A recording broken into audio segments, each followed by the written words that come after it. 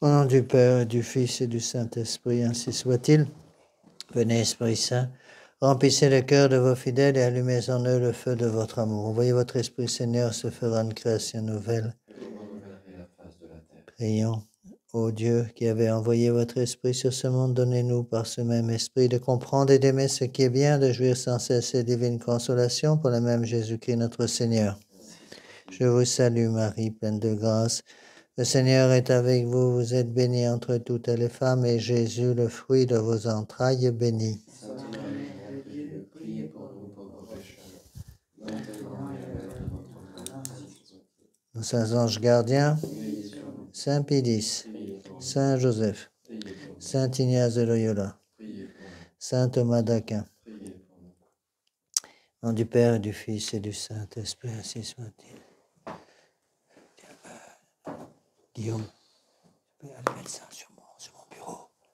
Je ne gêne pas pendant. Merci.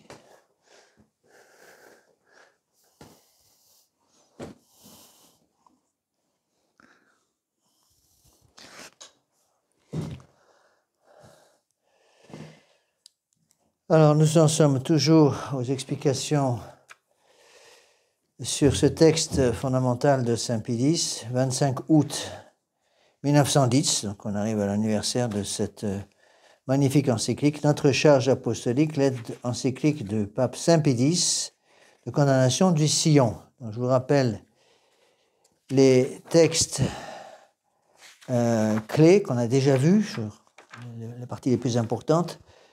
Les fondateurs du sillon, disait le pape Saint Pédis, jeunes, enthousiastes, pleins de confiance en eux-mêmes, n'étaient pas suffisamment armés de sciences historiques, de saine philosophie et de forte théologie pour affronter sans péril les difficiles problèmes sociaux vers lesquels ils étaient entraînés par leur activité et leur cœur, et pour se prémunir sur le terrain de la doctrine et de l'obéissance contre les infiltrations libérales et protestantes.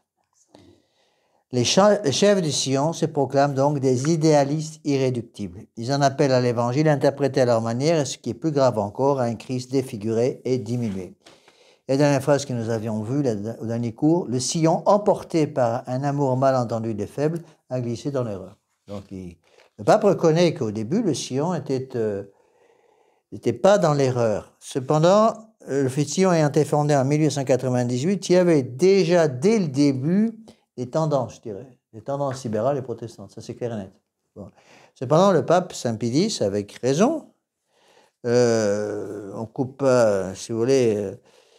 on donne une chance, en quelque sorte, à tous ces gens-là, avant de condamner un mouvement, même si on constate qu'il y a des dérives éventuellement possibles et probables pour le futur.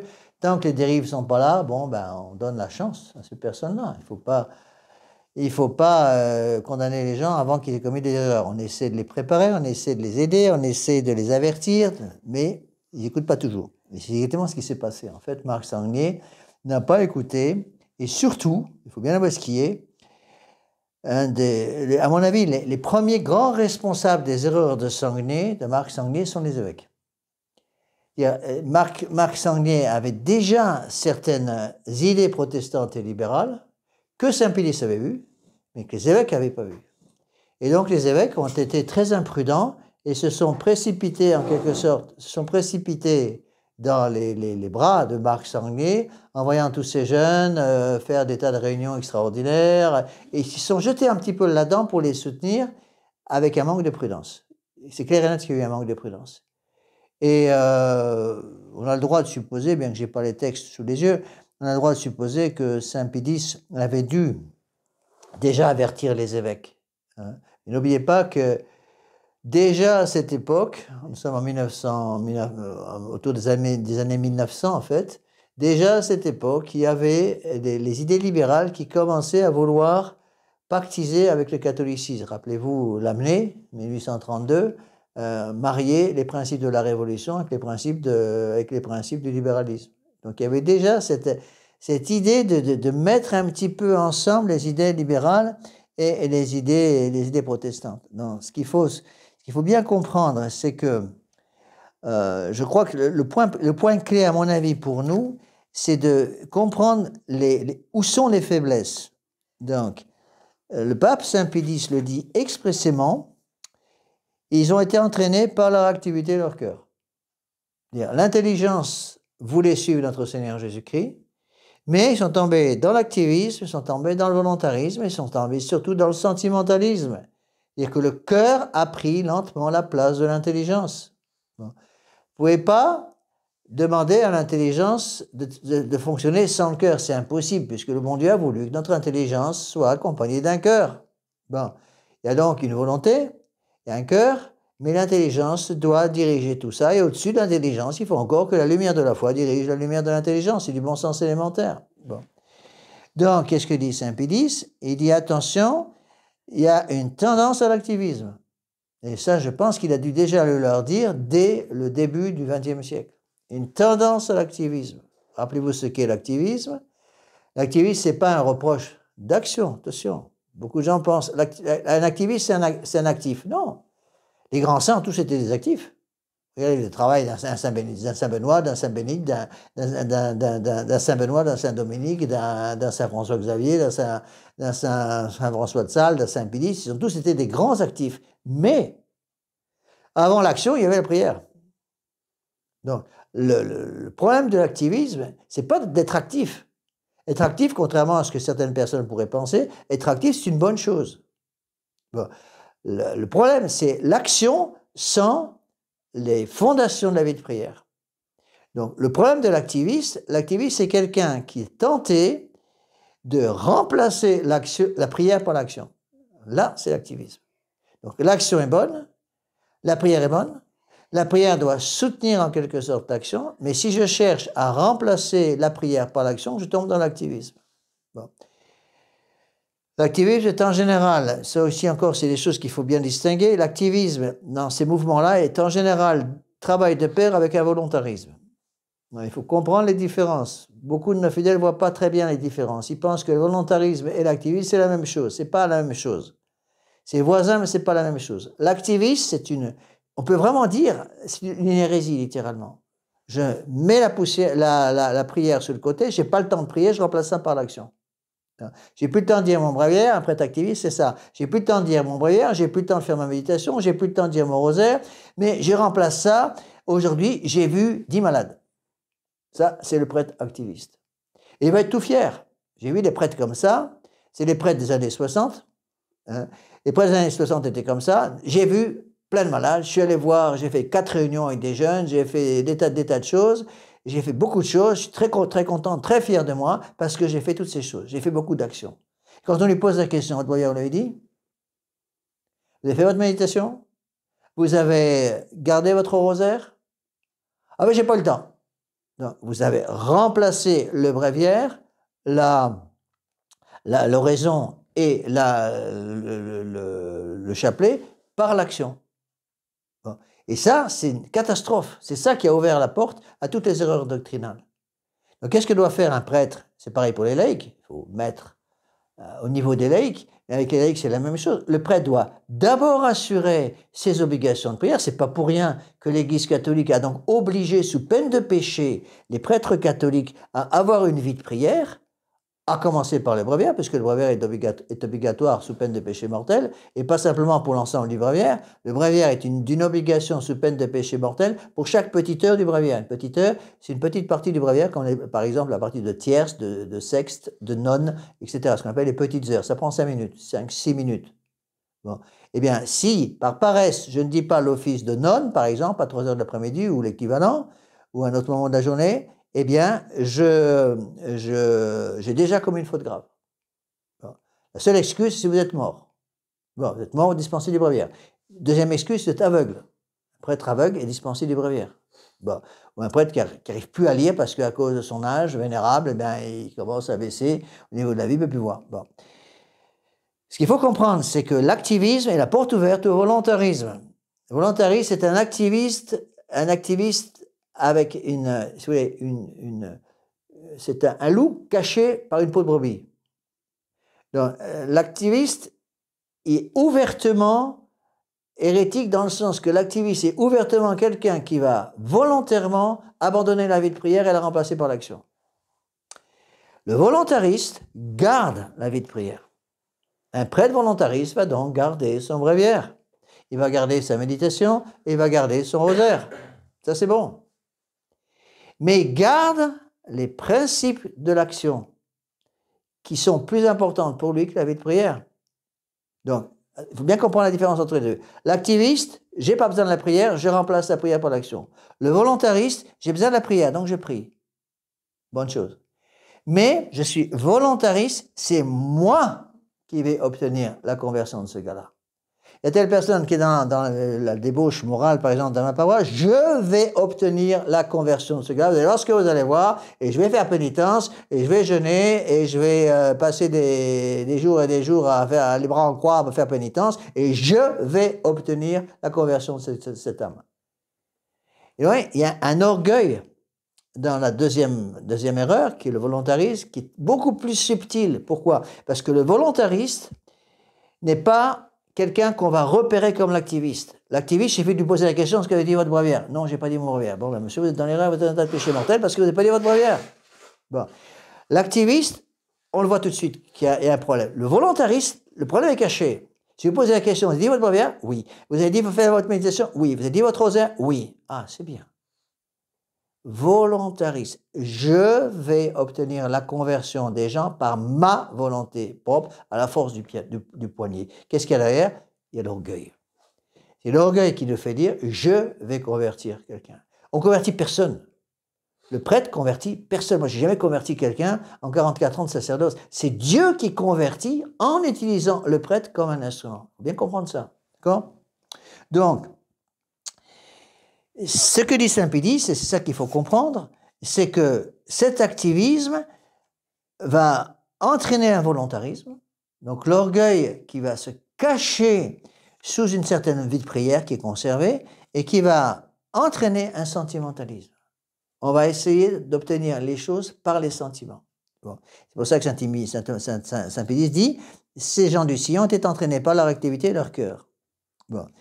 Ils vont se faire rouler sur le terrain de la doctrine, dit Saint Pédis, sur le terrain de l'obéissance, par les infiltrations libérales et protestantes. Le libéralisme et le protestantisme, c'est les deux doigts d'une même main. Tous les protestants sont libéraux, pratiquement tous. Alors, je ne pense pas qu'on puisse dire qu'il y a une seule secte protestante qui ne soit pas une secte libérale. Le libéralisme, c'est l'hérésie par laquelle, c'est une hérésie. N'oubliez pas que le libéralisme est même la plus grave de toutes les hérésies, c'est l'hérésie par laquelle je donne les mêmes droits aux vrais et aux faux. C'est Pilate qui donne les mêmes droits, Barabbas et notre Seigneur. Bon.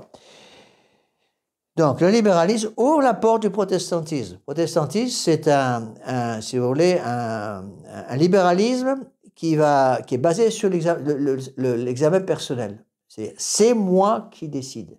C'est moi qui décide ce que je garde, ce que je garde pas. Donc, l'hérésie libérale va se transformer en hérésie protestante chez des gens qui veulent le libre examen. J'interprète par moi-même la page de l'Évangile. Et donc, si vous avez 300 sectes protestantes qui examinent la même page d'Évangile, vous aurez ça, 300 interprétations différentes de l'Évangile. D'accord? Bon. Alors ça, c'est la première chose qu'il faut comprendre. Bon. Deuxième chose, le pape explique que ce libéralisme et ce protestantisme vont entraîner d'abord l'activisme, le sentimentalisme. Ils vont être entraînés par leur activité et leur cœur, et cela va les mener à une autre étape, l'idéalisme. Vous voyez, Saint-Pédis analyse bien. Il manque de sciences historiques, il manque de saine philosophie, il manque de saine théologie, donc il tombe dans l'activisme et le sentimentalisme en passant par le volontarisme, et ceci, à cause d'erreurs concernant la doctrine et l'obéissance, va les entraîner dans le libéralisme et le protestantisme. Conséquence, on tombe dans l'idéalisme. Et c'est ce que va dire le pape Saint-Pédis. Les chefs du Sillon se proclament des idéalistes irréductibles. N'oubliez pas, encore une fois, souvent, les gens, encore une fois, quand on leur parle de ces choses-là, vous dites, mais monsieur l'abbé, un idéaliste, c'est un doux rêveur, c'est pas si grave que ça. Attention, là, on parle de l'hérésie idéaliste. L'idéalisme, c'est quoi? C'est une fausse philosophie subjective. C'est-à-dire, la vérité n'existe pas, c'est moi qui l'ai fait. C'est ça l'idéalisme. On vit dans un monde déconnecté du réel. C'est Emmanuel Kant et tous les succédanés d'Emmanuel Kant. Donc, ça aussi, c'est absolument à comprendre. Donc, cet idéalisme le pape Saint Pie X explique, cet idéalisme va se transporter sur 3 terrains, liberté, égalité, fraternité. Liberté, le droit de faire ce qu'on veut. L'égalité, suppression de tout principe d'autorité au-dessus de nous. Et fraternité, à savoir, la charité naturelle prend la place de la charité surnaturelle. Et ça, c'est les principes maçonniques. Bon. Les 3 principes de libéralisme, liberté, égalité et fraternité sont les principes maçonniques. Tout en reconnaissant, attention, tout en reconnaissant qu'il peut y avoir une liberté catholique, une égalité catholique et une fraternité catholique. Mais la liberté, l'égalité et la fraternité, telles qu'ils sont vus et compris par tous les politiques en France, est une liberté, une égalité et une fraternité complètement séparées du principe d'autorité. On veut bien être libre, on veut tous être égaux, on veut être tous frères, et on veut surtout qu'il n'y ait pas de supérieur au-dessus de nous qui nous indique ce qu'il faut faire. Et c'est ce que va expliquer Saint Pie X. Donc, ils vont essayer de faire d'avoir une doctrine qui va être séparée du principe d'autorité venant des évêques. Bon. Alors, j'ai déjà expliqué, on s'est arrêté là, je crois, la dernière fois. Donc, le problème, c'est que ces 3 principes, liberté, égalité et fraternité, sont tellement maintenant dans la peau même de nos fidèles, littéralement, parce que c'est sur tous les frontons de nos églises, hein, sur toutes nos pièces de monnaie, partout, c'est liberté, égalité, fraternité, que beaucoup de gens pensent que c'est nécessaire d'être accepté aujourd'hui. J'ai déjà expliqué la dernière fois, à la place de la liberté, il faut parler d'obéissance. Il n'y a pas de liberté sans obéissance. Il n'y a pas d'usage de notre liberté sans obéissance. Donc, il faut d'abord apprendre aux enfants à obéir pour qu'ils puissent exercer normalement l'usage d'une saine liberté, le pouvoir de vivre, de se mouvoir dans le bien, le pouvoir de choisir le meilleur moyen pour atteindre la fin. Pour pouvoir exercer une liberté catholique, parce qu'il y a une liberté catholique, la liberté maçonnique, c'est quoi? Le droit de faire ce que je veux. Liberté catholique, le pouvoir de se mouvoir dans le bien, c'est ça, Léon XIII qui disait ça. Pour accepter cette liberté catholique, il y a une condition, c'est d'avoir appris à obéir. Donc un enfant qui n'a jamais appris à obéir sera incapable d'exercer une liberté catholique. Un enfant qui n'a jamais appris à obéir va exercer une liberté maçonnique, le droit de faire ce que je veux. Bon. Quand vous posez la question, même aux prêtres modernes, hein, c'est quoi la liberté? Qu'est-ce qu'ils vous répondent? Le droit de faire ce que vous voulez. Bon. Ensuite, l'égalité.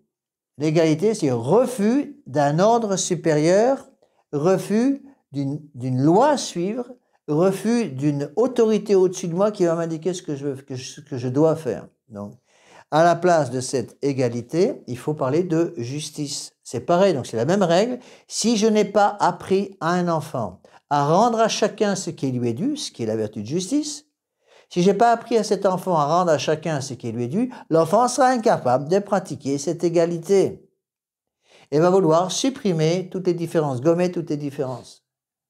Imaginez, c'est l'exemple que nous donnait tout le temps Monseigneur Lefebvre, imaginez une entreprise, une usine par exemple, dans laquelle tout le monde veut être patron. Ben, il n'y a rien qui se fait. Bon, au contraire, imaginez une entreprise dans laquelle personne ne veut être patron. Il n'y a que des ouvriers, et qu'il n'y a pas de patron pour diriger les ouvriers. Encore une fois, ce sera la pagaille.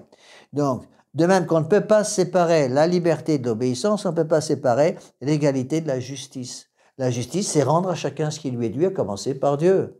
Donc la première égalité, la première notion d'égalité consiste à se reconnaître différent, justement. Donc on se reconnaît différent et donc par la vertu de justice, je me dois, en tant que créature, de me placer sous l'autorité du Créateur. Donc Dieu a des droits et moi j'ai des devoirs. C'est ça l'égalité. Il n'y a pas d'égalité entre moi et Dieu. Si je tombe dans le piège de l'égalitarisme entre la créature et le Créateur, je tombe dans le panthéisme. Le panthéisme, c'est ça. Le panthéisme, c'est la suppression des différences qui existent entre la créature et le Créateur. Donc première étape, je supprime la différence entre les créatures et le Créateur. Deuxième étape, je place les créatures et le Créateur au même niveau. Troisième niveau, troisième étape, je supprime le Créateur, puisque la créature est devenue Créateur, chacun son Dieu. Donc on passe d'un système avec un Dieu qui dirige à un système de multiples dieux, chacun faisant qu'à sa tête, chacun se faisant Dieu. C'est le monde moderne. Enfin, la fraternité. fraternité, pareil, on ne peut pas pratiquer une véritable fraternité. Il y a une véritable fraternité catholique, c'est absolument évident, sans la vertu de charité. Donc les trois vertus essentielles qu'il faut en matière politique surtout inculquer aux enfants, parce que c'est avec les enfants qu'il faut commencer, c'est l'obéissance, la justice et la charité. Et ça, c'est fondamental à comprendre. Beaucoup de nos fidèles ont un mal fou à comprendre ça. Ils ne comprennent pas que si un enfant n'a jamais appris à obéir, il sera incapable de commander. Il sera incapable de pratiquer le principe d'autorité parce que Dieu, l'autorité vient de Dieu et Dieu va conférer à certaines personnes une certaine autorité. Par exemple, les parents. Les parents vont avoir une autorité sur leurs enfants. Une autorité qui vient de Dieu. Ce n'est pas parce que les parents ont une autorité qui vient de Dieu que ça veut dire pour autant que les parents peuvent en faire qu'à leur tête. D'accord ? Donc ça, tout ça, c'est absolument fondamental à comprendre. Donc, oui. On va continuer. Je voulais poser une question par rapport aux sciences. C'était quoi leur but à la base? Qu'est-ce qu'ils voulaient faire? Est-ce qu'ils voulaient faire quelque chose de politique ou renverser la République? C'est la phrase qui est là. Est-ce qu'ils voulaient renverser les libéraux? C'est la phrase qui arrive. Le sillon se propose le relèvement et la régénération des classes ouvrières. La réponse à votre question. Ça, c'est Saint-Pédis qui parle. Donc, Saint-Pédis, vous voyez comment il travaille. Il a commencé par avoir la bonne volonté des premiers sillons, ce qu'il appelait le petit sillon, deux sillons, le petit sillon, le grand sillon. Le petit sillon était encore catholique, le grand sillon était passé dans le libéralisme. Le petit sillon plein de bonne volonté. Bon, mais des faiblesses. Donc, il explique, faiblesse au niveau de l'activisme, entraînant le volontarisme, le sentimentalisme, le libéralisme et les erreurs protestantes. Bon. Donc on tombe dans l'idéalisme. Tombant dans l'idéalisme, on va interpréter de façon libérale liberté, égalité, fraternité. Donc, c'est pour ça, on va voir tout de suite, n'oubliez pas que la liberté, l'égalité et la fraternité sont les trois principes de la Révolution, mais c'est surtout et avant tout les trois principes de la démocratie.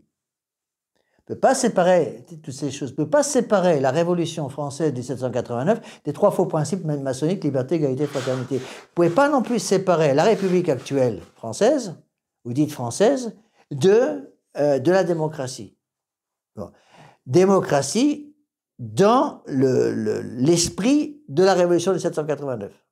La démocratie, encore une fois, il faut se mettre ça dans la tête, c'est ce que beaucoup de nos fidèles ont mal fou à faire, surtout les jeunes, se mettre dans la tête, la démocratie n'a rien à voir avec le pouvoir du peuple, parce que le peuple, c'est un mot complètement vide de sens. C'est quoi le peuple? C'est qui le peuple? C'est vous? C'est moi? Est-ce que je suis plus le peuple que vous? Parce que j'ai une soutane sur le dos, ça ne veut rien dire le peuple. La démocratie, c'est quoi? C'est le pouvoir du nombre. C'est le nombre qui fait la vérité. Donc on retombe sur un subjectivisme pur, puisque la vérité n'existe pas en elle-même, la vérité dépend du nombre. C'est le nombre qui fait la vérité. Donc, vous voyez, ça aussi qu'il faut comprendre. Mais monsieur l'abbé, c'est normal de suivre le nombre. Non, parce que si vous rentrez dans un système qui consiste à dire c'est le nombre qui dirige, vous mettez déjà le bout du doigt dans la bouche du démon. Par exemple, imaginez un référendum. Monsieur l'abbé, on va faire un référendum pour ou contre l'avortement en France. Est-ce que c'est une bonne chose de faire un référendum pour ou contre l'avortement en France? Réponse, c'est déjà une faute grave de faire un référendum comme ça. Parce qu'on met déjà dans l'idée des gens qu'on peut dire non à la vie. Donc, vous avez le droit de décider que de couper un morceau de votre bébé dans le sein de sa mère, c'est quelque chose de normal.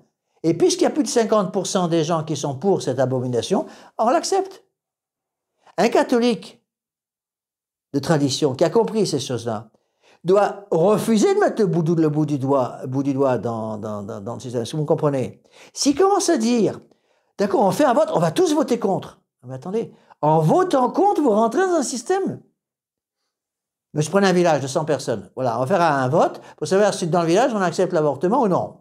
Bon, il y a un médecin qui arrive dans le village, par exemple, un exemple idiot, mais un médecin arrive dans le village, est-ce qu'on accepte une clinique avorteuse dans le village? Non. Il y a 100 personnes, tout le monde se connaît en vote. Qu'est-ce qui est pour, qu'est-ce qui est contre? Ah ben, on va réunir les catholiques, monsieur l'abbé, vous allez prêcher contre ça, on va faire des réunions électorales pour que tous les catholiques votent contre. Mais si vous votez contre, vous rentrez dans un système qui soumet le vrai, à savoir le crime, tu ne tueras pas, au nombre. Donc vous rentrez dans un système. Je rentre dans un système, ah ben zut alors on a voté tous contre, mais ils ont allé chercher le banc à l'arrière-banc, et finalement, il y a 60% des gens dans le village qui ont voté pour l'avortement, et nous, 40%. Donc, on ne peut rien faire. C'est un peu Jésus et Barabbas. Exactement. Donc, c'est ça qu'il faut comprendre, c'est que vous mettez déjà le doigt dans l'engrenage. C'est pour ça, que les gens ne comprennent pas ça, c'est pour ça que je refuse catégoriquement d'avoir une carte électorale. Parce qu'on rentre dans un système. On rentre dans un système, et quand vous mettez le doigt dans un système, il ne faut pas croire que le démon va s'arrêter à ne pas vous avoir croqué le bout du doigt, il va tout prendre. Hein. Bon. Et c'est ça qu'il faut arriver à comprendre. Donc, on rentre dans un système qui fait que la vérité n'existe plus, qu'elle est remplacée par le nombre. C'est le nombre qui fait la vérité. Et les gens vont vous dire, vous êtes contre l'avortement, très bien, vous êtes droit d'être contre l'avortement. Obtenez plus de 50% des voix aux élections, et puis on n'aura plus rien à dire, tout le monde va se taire. Vous voyez? Mais on rentre déjà dans un système qui met aux voix la volonté divine. On met les commandements de Dieu aux voix, sous prétexte qu'on peut voter pour ou contre la loi du bon Dieu. Vous voyez? Et il faut se mettre dans la tête que le jour où vous allez mourir, le jour où je vais mourir, le bon Dieu ne va pas travailler avec un système démocratique pour savoir ce qu'on pense, que le nombre dit sur le sujet. Qu'il y ait une personne dans le village ou 100 personnes dans le village qui soient contre l'avortement, ça ne change rien du tout au problème. L'avortement est un crime, point, barre. Ça ne se discute même pas. Voyez. Alors, qu'est-ce que va dire Saint Pédis? Donc, j'ai expliqué déjà un peu la dernière fois, je reviens là-dessus pour être sûr que c'est bien compris. Donc, qu'est-ce que va faire le sillon? Le sillon va remplacer la dignité de l'homme qui est dépendante de Dieu par une dignité de l'homme indépendante de Dieu. Bon. L'homme a une dignité parce qu'il a une âme raisonnable. Le chien geisha à l'extérieur est très gentil, elle est mignonne tout plein, elle mange du bon saucisson, mais ce chien n'a pas d'âme intellectuelle. Cette chienne a une âme végétative, elle sent, je veux dire, elle vit, elle a une âme végétative, elle a une âme sensitive, elle sent, vous tirez ce bout de la queue lorsqu'il va vous arriver, bon, mais elle n'a pas d'âme intellectuelle. Bon, elle n'a pas d'âme, attention, l'âme n'est pas une entité, c'est une entité naturelle, mais spirituelle. Donc, à partir du moment où je suis catholique, je reconnais que c'est Dieu qui me donne cette dignité, et ça c'est représenté par cette phrase du livre de la Genèse que je cite tout le temps. C'est une des phrases les plus importantes de la Genèse. Il y a quelques phrases fondamentales dans la Genèse. Une, c'est « Ipsa conteret », je t'écraserai la tête. Une deuxième, c'est « Je mettrai une inimitié, une incompatibilité entre tes enfants et ses enfants ». Et la troisième phrase, c'est « L'homme a été créé à l'image et à la ressemblance de Dieu ». Et tous les pères de l'Église insistent sur cette double comparaison, image et ressemblance. Vous dites, mais c'est la même chose. Non, c'est pas la même chose. Dans l'esprit des pères, c'est pas du tout la même chose. L'image de Dieu est représentée par le fait que tous les hommes ont une âme, tous les hommes sont donc créés à l'image de Dieu. Ressemblance de Dieu, c'est quelque chose qui se rajoute. C'est cette chose qui se rajoute, c'est la grâce sanctifiante, j'ai déjà expliqué. Vous voyez? Donc, qu'est-ce que va faire le sillon? Le sillon va tomber dans l'erreur, emporté par un amour mal entendu des faibles, à glisser dans l'erreur, en remplaçant la dignité de l'homme qui vient de Dieu par une dignité de l'homme qui vient de l'homme lui-même. C'est l'homme qui se donne lui-même cette dignité. L'homme a une dignité, et ça a été repris par Vatican II. N'oubliez pas que là, on est en 1910, et que ces fausses idées du sillon vont être reprises par Vatican II dans la déclaration Dignitas Humanae. Dignitas Humanae, c'est la dignité de l'homme vient justement du fait qu'il est homme. Étant homme, il a une dignité. Bon. Et cette dignité, dans l'esprit de Vatican II, la dignité de l'homme vient de son libre, de son libre examen, en quelque sorte, de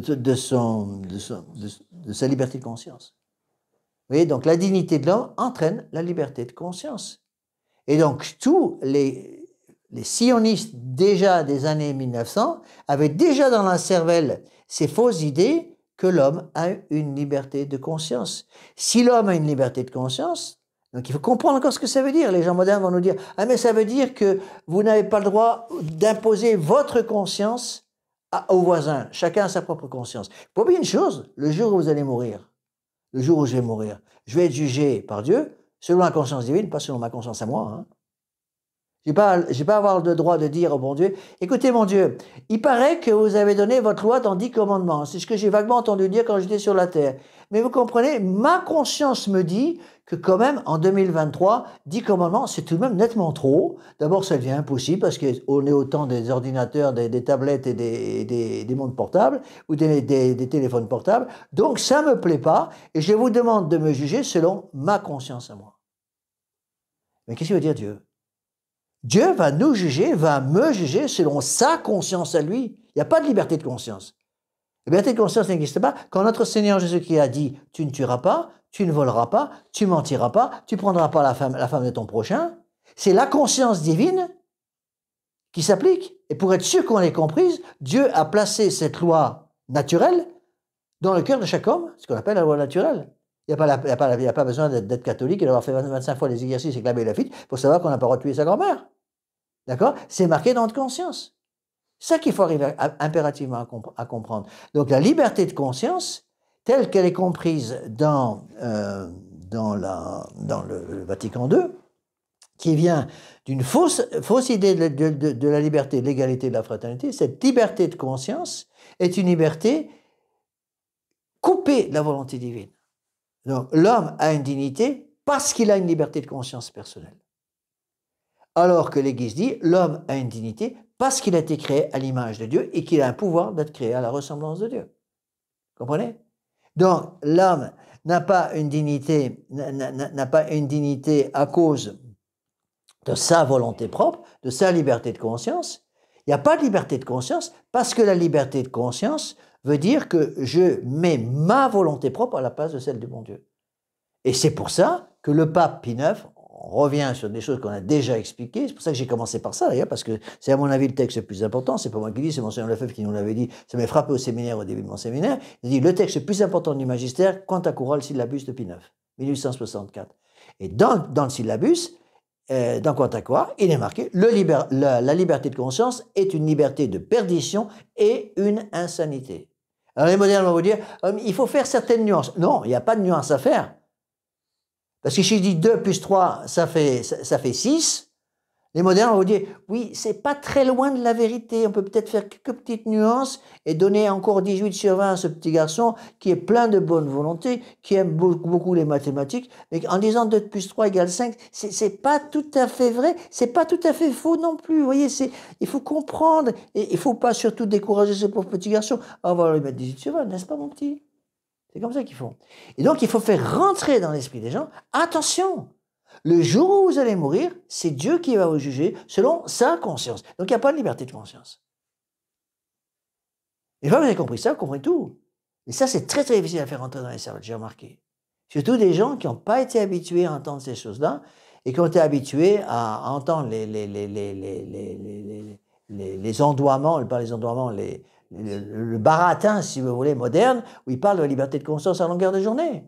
Regardez le JMJ, liberté de conscience, liberté de conscience, liberté de conscience à longueur de journée. Bon, liberté de conscience, attention, liberté de conscience, c'est pas une liberté de faire ce que je veux, de penser ce que je veux, parce que le jour de ma mort, je serai jugé par la liberté de conscience divine, qui, elle, est une véritable liberté.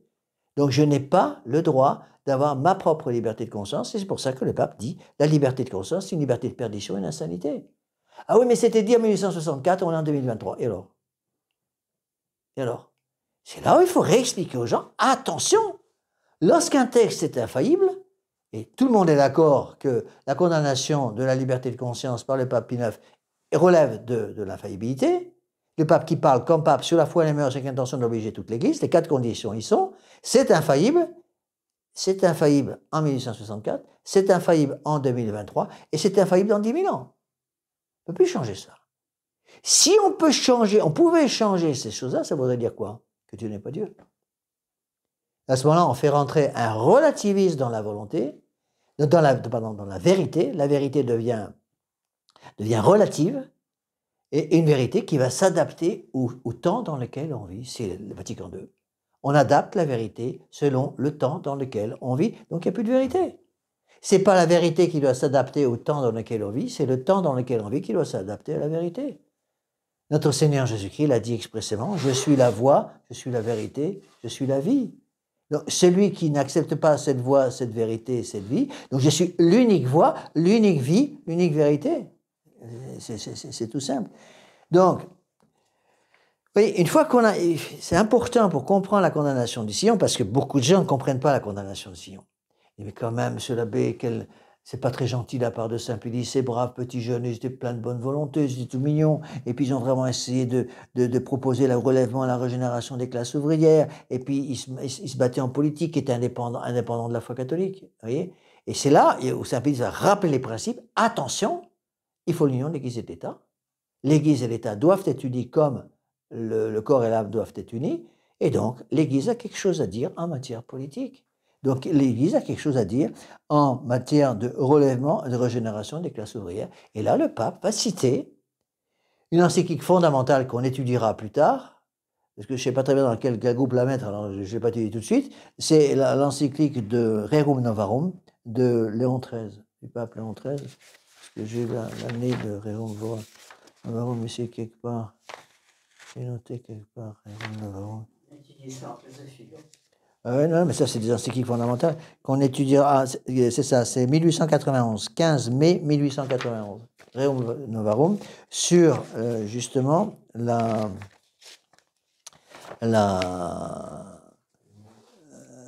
relèvement et la régénération des classes ouvrières. Donc, il y a une doctrine de l'Église là-dessus. Et donc, l'erreur du Sion, c'était ça. D'abord des erreurs philosophiques, au début imperceptibles, puis de plus en plus évidentes, notamment lorsque les chefs sont devenus de plus en plus importants, quand il y a eu de plus en plus de monde, de plus en plus de jeunes, de plus en plus d'enthousiasme pour ces idées-là, et puis petit à petit, on se coupe des principes des catholiques. Donc on est au début vaguement catholique, puis de plus en plus vaguement catholique, et puis un beau jour, on se retrouve protestant. Ce qui s'est passé en 1962. Il ne faut pas croire qu'en 1962, les gens ont perdu la foi en 5 minutes. C'est pareil, par exemple, dans la vie de Martin Luther. Vraisemblablement, au début, où il a commencé à dire des bêtises, il n'a pas perdu la foi immédiatement. C'est petit à petit qu'il a laissé ouvrir la porte de son âme au doute. Il est tombé dans l'orgueil. Ça, l'orgueil, c'est le moyen le plus rapide de tomber dans l'hérésie, c'est l'orgueil. L'orgueil, l'ignorance et l'amour des nouveautés, dit Saint Pédis. Vous voyez, donc, le Sion se propose le relèvement et la régénération des classes ouvrières, non pas avec les principes de diversité des classes, mais avec le principe d'égalité entre tous les hommes. Donc voilà le texte de Saint-Pédis.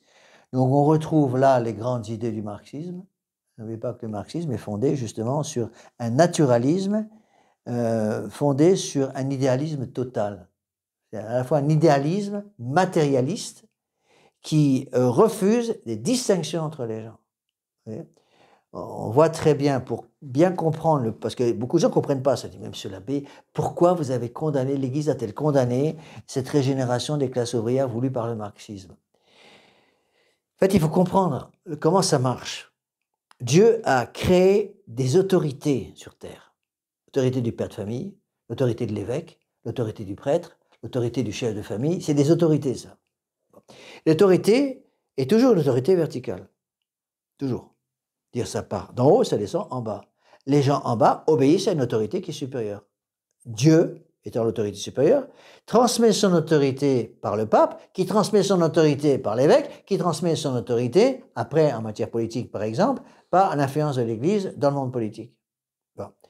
Donc il y a un système vertical. Ce système vertical qui part à la base, tout à fait à la base, vous savez, le peuple, ce qu'on appelle le peuple avec un grand P si vous voulez, et les gouvernés, ou les gens qui sont sous autorité, et on monte dans l'autorité en passant par l'autorité de l'évêque, l'autorité du pape et Dieu.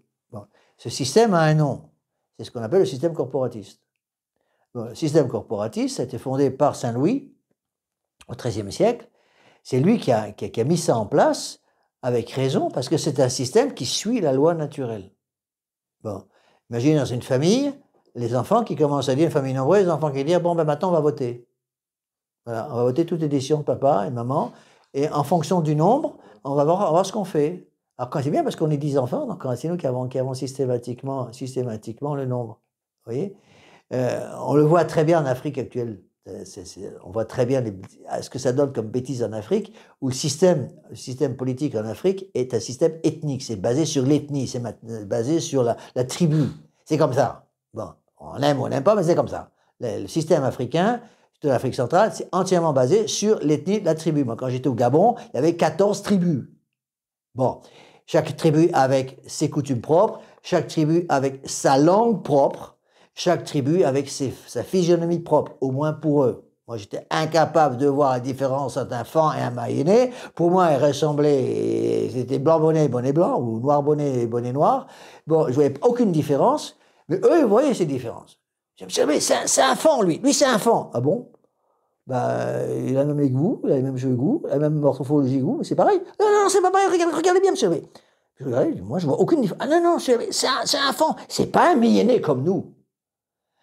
Et c'était terrible parce que ils voulaient absolument respecter leur tribu, ce qui est une bonne chose en tant que telle, parce que c'est l'histoire de la tribu, c'est très important.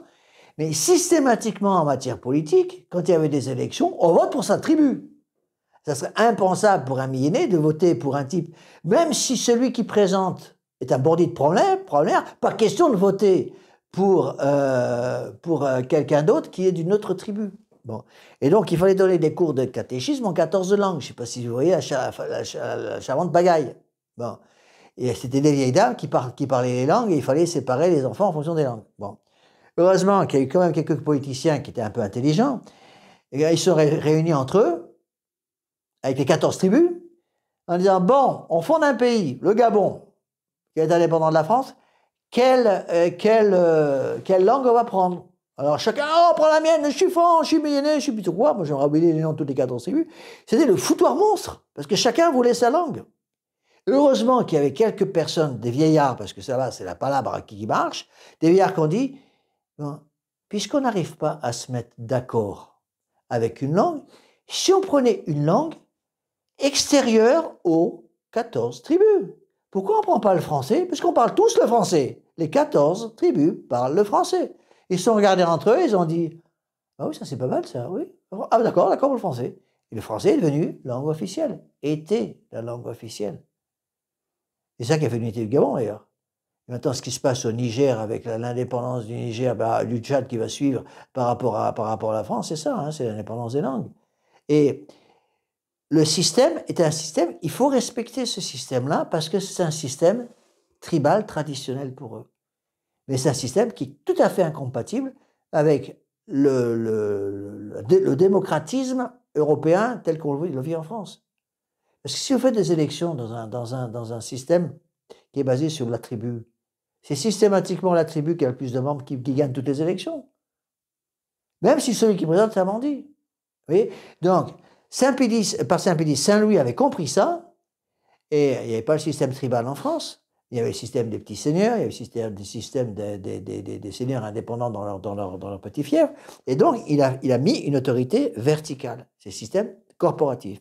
Donc, chaque groupe de gens, ça c'est très important pour comprendre le sillon, chaque groupe de gens qui avait une autorité, qui avait un métier propre, quel que soit leur niveau, que ce soit celui qui était en haut de l'échelle parce que il avait fait son tour de France, il avait fait son chef-d'œuvre, il avait une expérience de 40 ans dans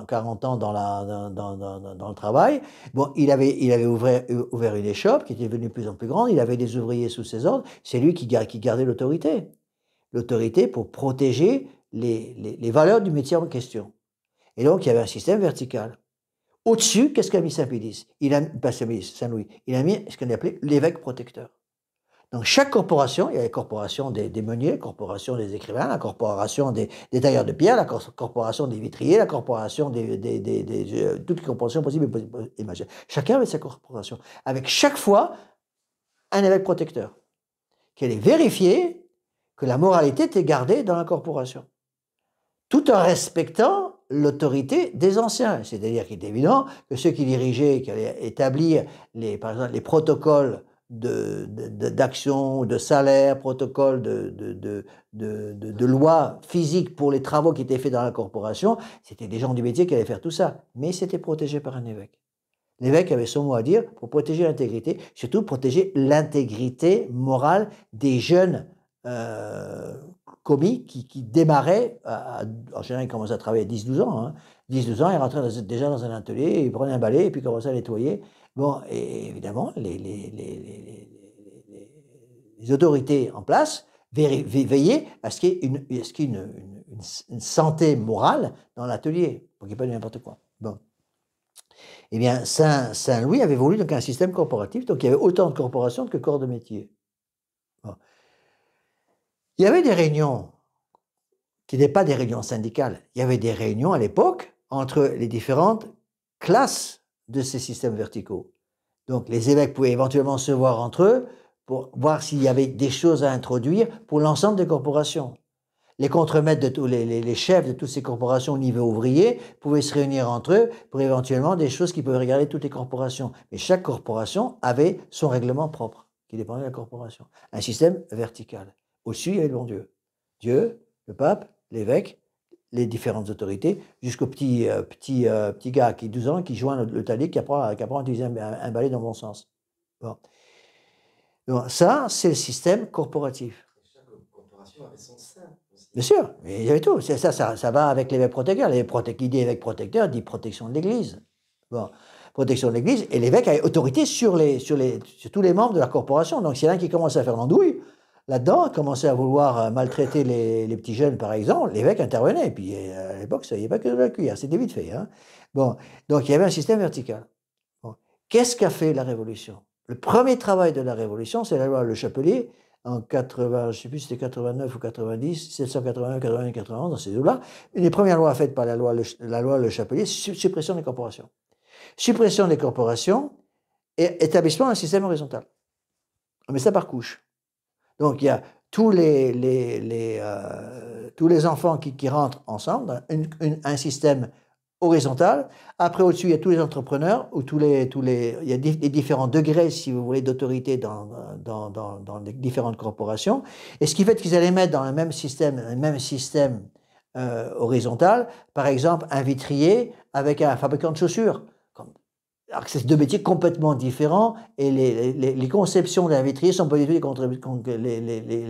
les conceptions qu'aura un fabricant de chaussures. Et donc, ils ont mis un système vertical. Bon. Un système horizontal, pardon. Le système vertical fonctionne avec une vertu. Ça protégeait davantage les gens. Bien sûr, bien sûr. Ça protégeait aussi davantage les gens parce qu'ils ne pouvaient pas mettre n'importe quoi comme prix.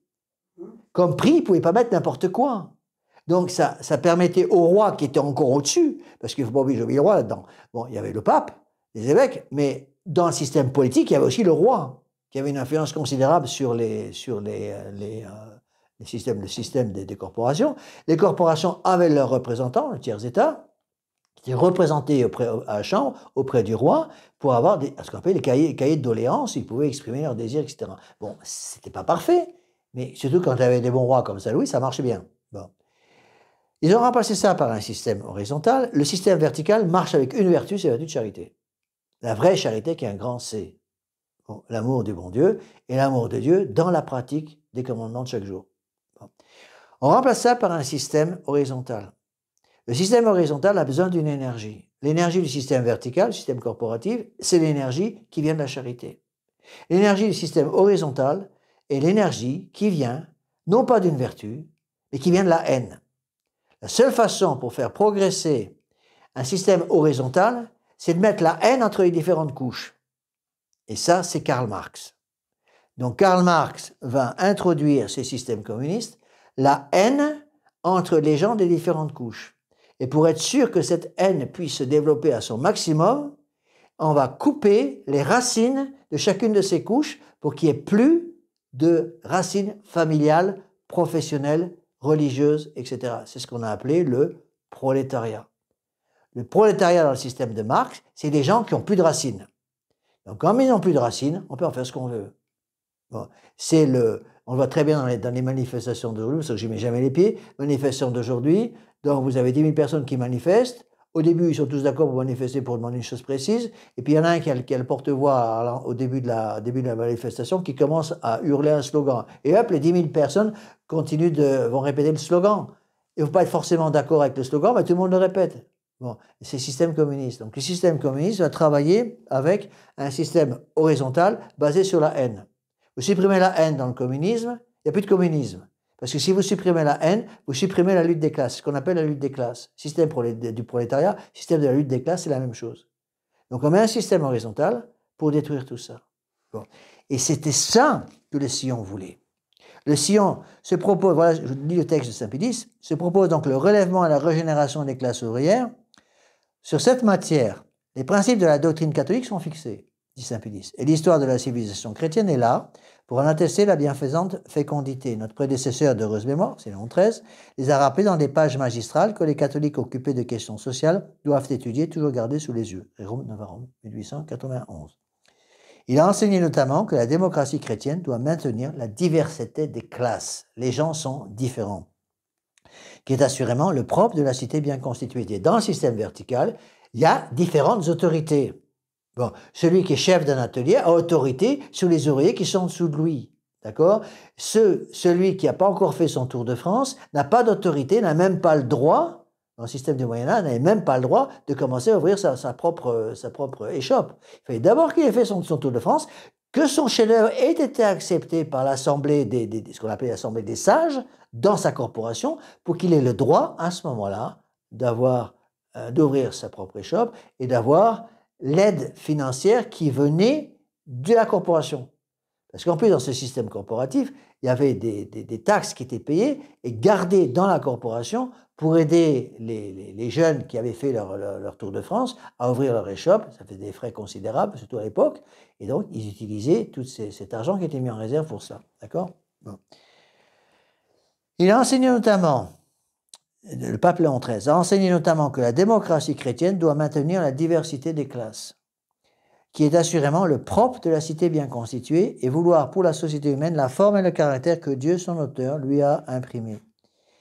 Donc le pape Léon XIII a flétri une certaine démocratie qui va jusqu'à ce degré de perversité que d'attribuer dans la société la souveraineté au peuple et à poursuivre la suppression et le nivellement des classes. Ça, c'est le communisme.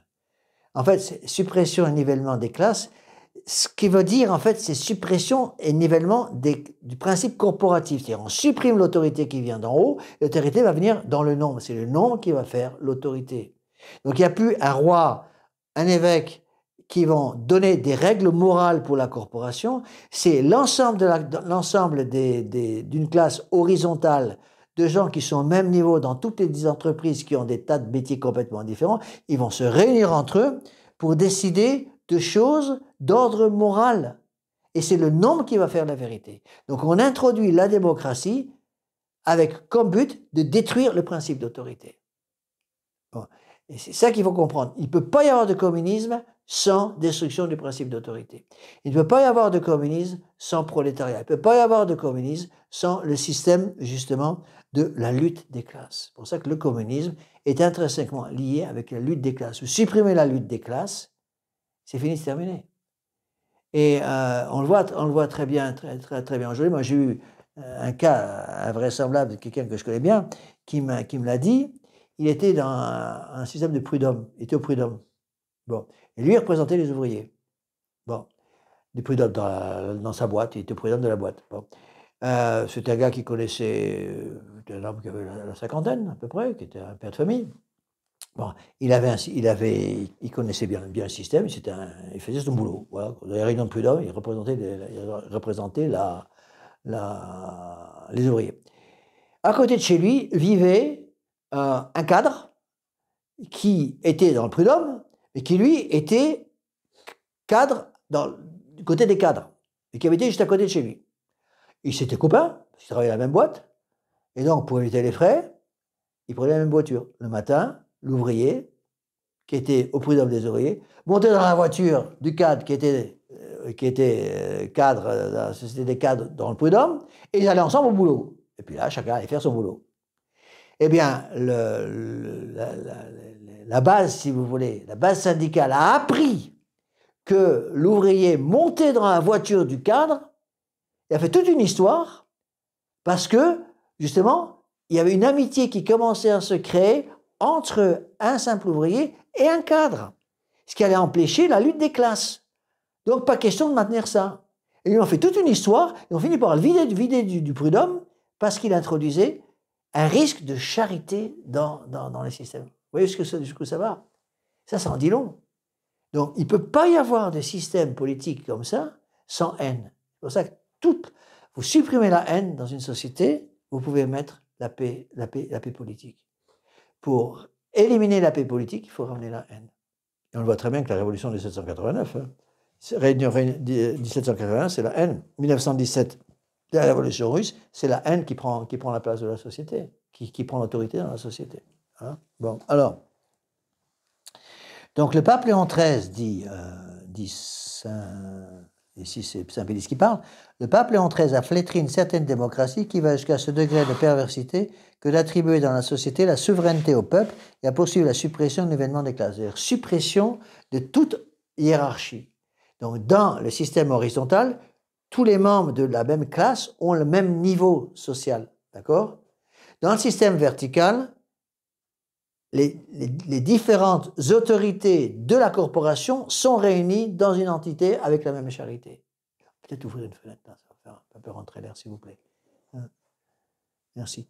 Oui, vous comprenez, il faut bien comprendre ce système. Et le système que voulait le pape Léon XIII, le système que voulait également le pape Saint-Pédis, s'opposait évidemment au système que voulait le Sillon. Donc le Sillon, au début, avait une attitude politique qui était encore correcte, et petit à petit, c'est le socialisme, l'esprit socialiste qui a pris le relais. Alors, ce qui est très intéressant, on n'a pas le temps d'expliquer ça parce que ça m'entraînerait beaucoup trop loin, il y a eu à la fin du 19e toute une série de chefs d'entreprise qui ont essayé de mettre en valeur l'encyclique Rerum Novarum de Léon XIII pour justement essayer de remettre la charité chrétienne dans les entreprises. Ils se sont heurtés de plein fouet au système socialiste qui ne voulait pas de cette charité. Et c'était l'arrivée, la préparation de la révolution de 1917, avec la haine, c'était tout le travail du ministère Combes pour mettre justement cette haine dans les familles, mettre cette haine entre les ouvriers, pour qu'il n'y ait plus justement de charité qui puisse s'exercer entre les patrons et les ouvriers. Dans l'Église, dans le système politique en ordre, les gens sont différents. Vous ne pouvez pas avoir une entreprise qui marche avec que des patrons ou que des ouvriers, il faut les deux. Donc il y en a qui ont plus d'autorité que d'autres, il y en a qui ont plus de lumière que d'autres, il y en a qui ont plus d'éducation que d'autres. Ceux qui ont plus d'éducation doivent faire participer le trop-plein d'éducation qu'ils ont à ceux qui en ont moins. Donc ceux qui ont une certaine facilité financière, c'est tout le Moyen-Âge chrétien, doivent aider ceux qui en ont moins à participer à avoir une certaine aisance financière pour pouvoir justement progresser dans la vie sociale. Alors, quand c'est fait avec les principes chrétiens, ça marche. Mais le communisme ne veut pas de ça, parce que le communisme ne peut pas survivre sans la haine, puisque tout le communisme est basé sur le système de la lutte des classes. En fait, ce qu'il faut comprendre, c'est que le Sillon avait, avec Georges Saulnier, à partir des années 1905, 1910, pas Georges Saulnier, c'est Marc Saulnier, pardon, Saulnier, ils avaient déjà un système de haine. Ils voulaient maintenir cette haine qu'on voit, parce que le système corporatif a été détruit, a changé de nom. Comment ça s'appelle maintenant? C'est le système syndical. Le syndicat a remplacé la corporation. Et le syndicat, c'est un système horizontal. C'est tous les contremaîtres ensemble, c'est tous les ouvriers ensemble, c'est les ouvriers contre les patrons, c'est les patrons contre les ouvriers, et on met l'huile sur le feu à longueur de journée pour exciter la haine dans ces milieux-là. Et dès que vous avez il y avait quand j'étais aux États-Unis, certains chefs d'entreprise, protestants d'ailleurs en général, c'est pas catholiques, qui ont essayé de mettre, en France c'était pareil d'ailleurs, il y a eu quelques chefs d'entreprise comme ça, qui n'étaient pas forcément encore des catholiques, mais qui essayaient de mettre un peu, de faire participer par exemple les ouvriers, chacun à son niveau, au bénéfice de l'entreprise pour aider un peu les ouvriers qui puissent sortir de la pauvreté, etc. Et avec un système de charité qu'on appelait avec mépris, que les ouvriers appelaient avec mépris du paternalisme. Le paternalisme est une bonne chose parce que le père a une autorité sur sa famille. Bon. C'est pour ça que les entreprises fonctionnent correctement au Japon et ne fonctionnent pas du tout en France. Parce qu'au Japon, tout est basé sur le système du paternalisme, à tel point que c'est le système de la religion là-bas, le shintoïsme, la religion japonaise, c'est un système basé sur l'autorité, les principes d'autorité. Donc le patron de l'entreprise est représentant de Dieu. Directement. Bon, c'est faux, c'est une mauvaise chose, mais en même temps, il y a un respect de l'autorité. Vous voyez? Donc ça qu'il faudrait comprendre. Alors, pour répondre à votre question, pourquoi, qu'est-ce qu'il y avait de mauvais justement dans le sillon au début, c'est que dans le sillon, il y avait dès le début des gens qui commençaient à vouloir introduire les idées socialistes. Et malheureusement, on voit très bien à la fin du 19e, malgré tous ces grands chefs d'entreprise, et des chefs d'entreprise qui étaient presque des saints, qui étaient canonisables pratiquement, qui ont vraiment travaillé pour essayer d'amener, d'augmenter les salaires, surtout de sortir les ouvriers. Le gros problème dans les entreprises, Monseigneur Lefebvre nous en a parlé au séminaire, les gros problèmes dans les entreprises au temps du sillon, c'était que tout le monde travaillait dans les entreprises. À Lille, par exemple, Monseigneur Lefebvre était de Lille, c'était les filatures. C'était des kilomètres et des kilomètres de filatures, de filatures, de filatures. Tous les paroissiens travaillaient dans la filature, tous. Bon, avec quelques patrons, Monsieur Lefebvre, père de Monseigneur Lefebvre, était lui-même un patron dans une filature. Bon. Eh bien, il y avait une certaine autorité et tout le monde travaillait et tout le monde, il n'y a pratiquement pas très peu de chômeurs, sauf ceux qui ne voulaient pas travailler. Les gens travaillaient et il y avait une autorité. La difficulté, c'était les jours où ils ne travaillaient pas. Les jours où ils ne travaillaient pas, ils se retrouvaient sans rien à faire. Et donc, s'il n'y avait pas une certaine surveillance, une certaine coopération, ce qu'on appelle les coopératives ouvrières, pour aider ces ouvriers à ne pas tout gaspiller, il y en a qui allaient gaspiller tout le salaire de la semaine dans les tripots, dans des bars, etc. Et donc, il y a eu toute une série d'entreprises, de chefs d'entreprise, qui ont essayé de faire une action chrétienne pour protéger surtout les jeunes qui commençaient dans le boulot, qui ne soient pas influencés par ces gens qui se retrouvaient tout le dimanche après-midi dans les bars. Alors, il y avait deux sortes de personnes. Il y avait les gens qui allaient à la messe le dimanche et qui étaient sous l'influence du clergé, donc qui avaient quand même la possibilité de se confesser, il y avait une vie de prière, c'était le cas par exemple de la famille Lefebvre, il y avait une vie de prière, une vie sacramentelle, puis il y avait ceux qui n'avaient pas la foi, ou qui avaient une foi très, très superficielle, dans laquelle le socialisme, les idées socialistes sont rentrées, les idées de révolution sont rentrées, parce qu'à ce moment-là, on commençait par les jeux de fléchettes, à l'époque c'était ça, les jeux de fléchettes, la boisson, les filles, il n'y avait pas la drogue à l'époque, mais tout ça était lié. Et ça fait des catastrophes. Et on le voit très bien avec le communisme. Donc le communisme, c'est ça, c'est la destruction du système vertical pour mettre un système antinaturel qu'on appelle le système syndical. Et ce qu'il faut comprendre, c'est que le système syndical ne peut pas fonctionner avec la charité. Le plus grand ennemi du système syndicaliste, c'est la charité chrétienne. Et donc il faut la haine. Vous voyez ? Et on avait déjà ces idées-là dès les années 1900, 1905, dans le Petit Sillon, et Saint-Pédis l'avait vu. D'accord ? Donc, qu'est-ce qu'il voulait ? Suppression, nivellement des classes, rappelez-vous, liberté, égalité, fraternité. Il faut l'égalité entre tous les membres, tous les ouvriers dans l'entreprise. Donc, il ne faut pas de différence entre les patrons et ceux qui sont en dessous, Donc, il faut une égalité à tous les niveaux. Et si vous mettez une égalité à tous les niveaux dans une entreprise, l'entreprise, elle ferme tout de suite. C'est ce qui se passe exactement. Voilà ce que dit Saint-Pédis. En même temps, le pape Léon XIII imposait aux catholiques un programme d'action. Le seul programme capable de replacer et de maintenir la société sur ses bases chrétiennes et séculaires. C'est-à-dire que le pape Léon XIII voulait un système politique d'aide aux entreprises en respectant la loi naturelle et en respectant le principe d'autorité. Le pape Léon XIII n'a jamais demandé dans son encyclique à ce qu'il n'y ait que des ouvriers dans l'entreprise, qu'il n'y ait plus de patrons. Bon, il a demandé par contre que les patrons fassent attention de ne pas utiliser leur position pour écrabouiller ou écraser les ouvriers qui étaient sous eux. C'est du bon sens élémentaire. C'est là où intervenait avant dans le système corporatif l'influence des évêques. D'accord ? Bon. Qu'ont fait les chefs du sillon ? Point d'interrogation. Non seulement ils ont adopté, dit Saint-Pédis, un programme et un enseignement différent de ceux de Léon XIII, ce qui déjà serait singulièrement audacieux de la part de laïcs, se posant ainsi concurremment avec le souverain pontife en directeur de l'activité sociale dans l'Église, mais ils ont ouvertement rejeté le programme tracé par Léon XIII. Ça répond à votre question. On a adopté un diamétralement opposé.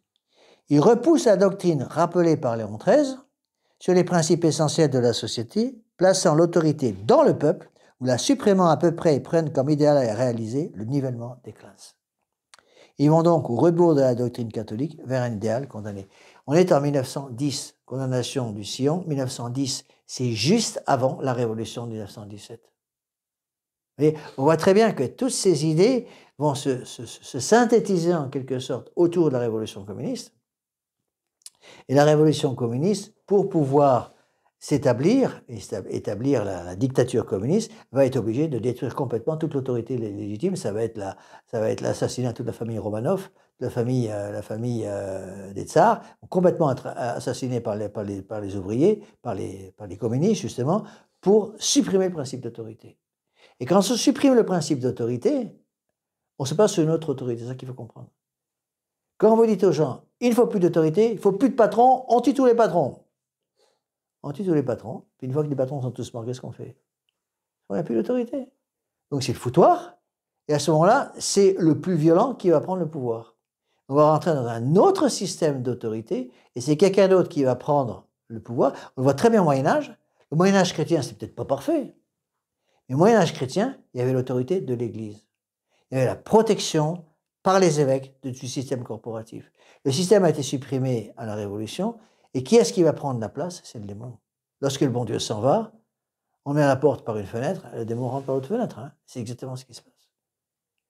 Et quand on analyse un petit peu le système de la Révolution de 1917 en Russie, on voit très bien tout de suite, ce sont les horreurs du communisme qui vont se développer partout.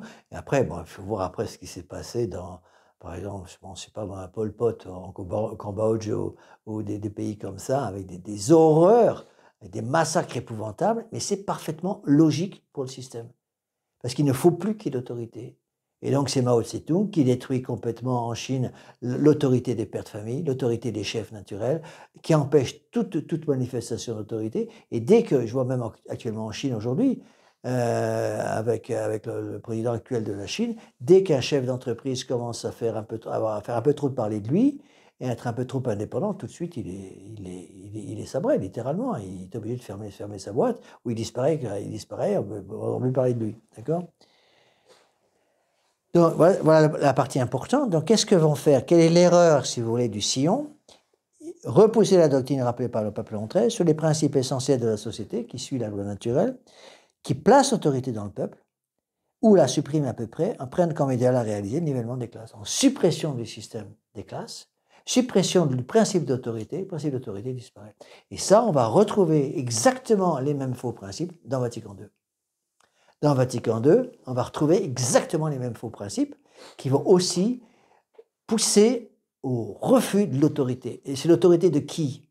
On voit très bien actuellement. Vatican II, c'était encore un peu caché, ce refus d'autorité. Le refus d'autorité, c'est qui? Qui est-ce qui a l'autorité dans l'Église? D'abord les évêques. D'accord?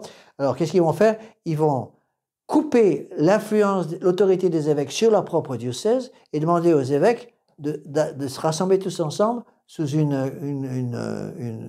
fédération de tous les évêques du pays, par exemple. Ça s'appelle la conférence épiscopale. Maintenant, c'est plus un évêque, l'évêque, ce que nous disent les évêques modernes, qui ont parfois un peu de bon sens, qui veulent essayer de faire quelque chose. Ils n'ont aucune autorité dans leur diocèse, parce que tout doit passer par la conférence épiscopale.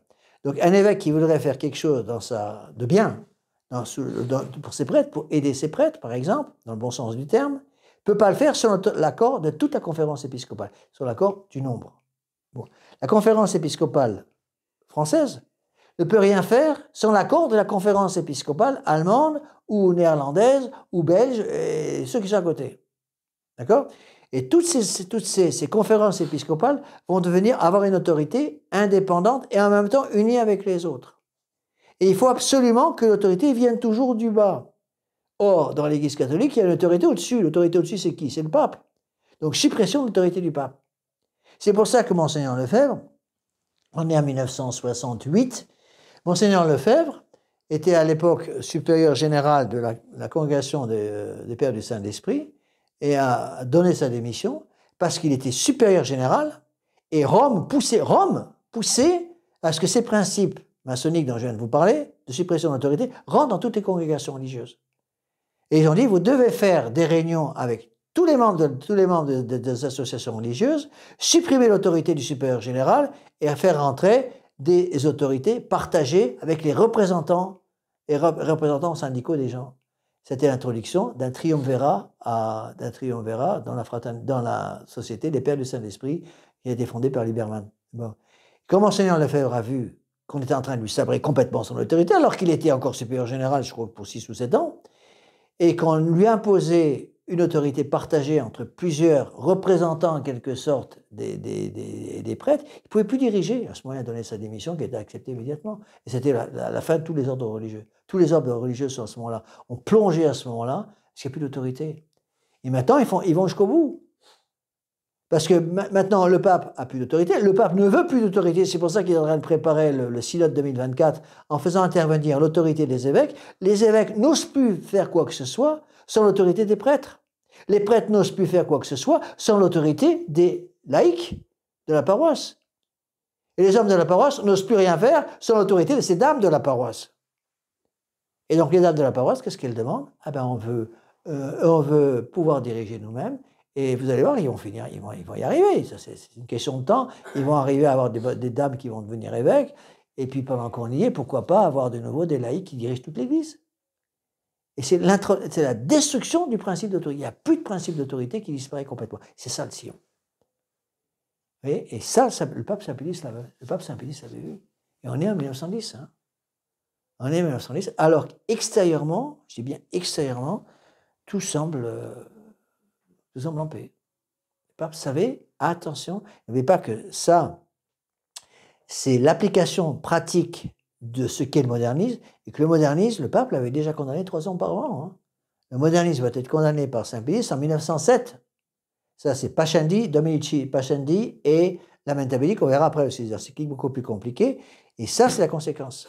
Conséquence, c'est destruction du principe d'autorité. Plus d'autorité. Oui. C'est comme l'exemple, c'est les enfants qui décident un beau jour, voilà, maintenant, on va faire des élections pour tout. On va élire des délégués, et c'est plus les parents qui commandent, ce sont les enfants. C'est le nombre qui va.